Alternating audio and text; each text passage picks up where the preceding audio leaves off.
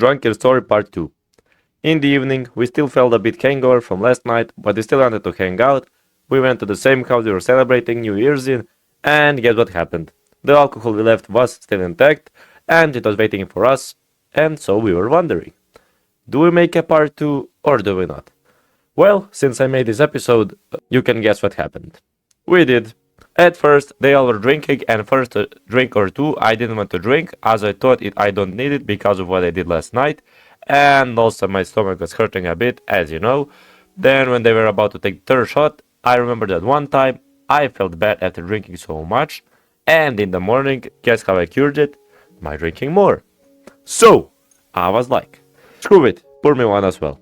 2 to 3 shots in, and my hangover was no longer there. But this time I was taking it slowly. Not like last time. After some time I had like 10 shots in me, but I felt like it was nothing compared to yesterday. Even my head wasn't feeling dizzy. Somewhere around 10 p.m, my best friend and I started talking about yesterday, about what I did since he was sober and I was not. The whole damn time he was telling me everything, about 10 minutes or so, I sat there and hit the goddamn thinking pose. When you're you know the pose when you're sitting and cross your palms? Here's a picture of what I mean. The whole damn time I was thinking to myself, what did the actual F was I thinking to do that? Nevertheless, you know the story what happened if you watch part 1. If not, it's in the upper right corner, but then we remembered. There was also a party at a club in our city, so a couple of us thought, why not give it a visit?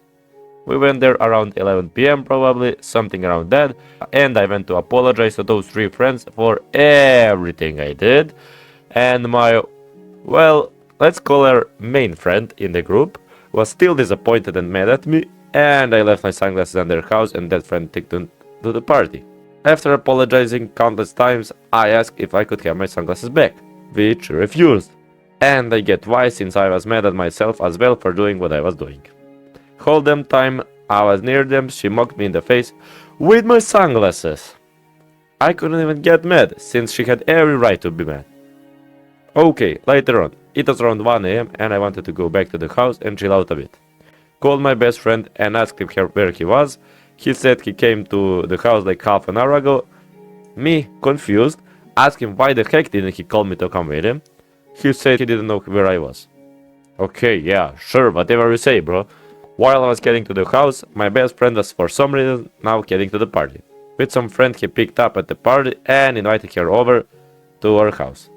I knew who she was since the city we live in is small, but he, for some reason, didn't want me now to come to the party. I remember him saying, go to the house, they are waiting for you there. I will go for 1 or 2 beers and come back. I saw he was drunk, but I thought I can still trust him. So I was like, yeah, okay, but if you don't come back, it won't be good. About 1 hour later, it was around 2 a.m. and my best friend still hadn't come back. Thought I'll give him a call to know where he is and when is he coming. I called once, no response. I called twice, no response. Okay, I start to panic here. I wait a bit and try calling again. Again, no response. This is where I started to panic. 4th time calling, no response. You guessed it. That's when I lost it. Told all my friends I'm going to find him. If you find him, call me. At the party where I thought he wasn't. I arrived at the party where I thought he was, and you could have guessed it. He wasn't there. I asked his sister and everyone I knew there if they saw him. They say they did, but around half an hour ago, and he hasn't come back since. This is when I started to panic and just started walking around for any sign of him somewhere. Thought he maybe fell somewhere, couldn't stand up, or something worse. Whole center searched, and around the party, nothing. That's when one of my friends at the house called. They say he answered, and he is about 2 to 3 streets away from me. I called his sister and one of her friends, and they asked me if I needed help searching. Told them, sure, come with me. About 15 minutes later of searching on those streets, the same friend calls me, tells me he's okay, and is at the house.